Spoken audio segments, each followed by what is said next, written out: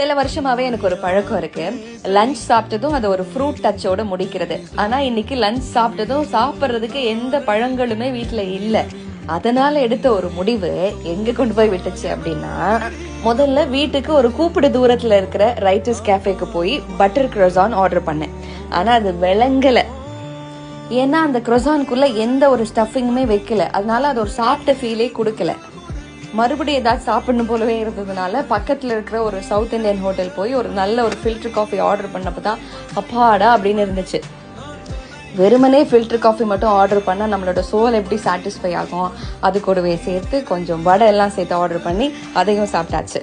அப்புறம் தான் ஞானோதயம் நம்ம வீட்டில் எந்த ஃப்ரூட்டுமே இல்லை, இப்போவாச்சும் போய் ஃப்ரூட்ஸ்லாம் வாங்கி வைப்போம் அப்படின்னு சொல்லிட்டு கைக்கு எந்தெந்த பழம்லாம் வந்ததோ, எனக்கு எதெல்லாம் ரொம்ப பிடிக்குமோ அதெல்லாம் எடுத்து பேக் பண்ணி வாங்கியாச்சு.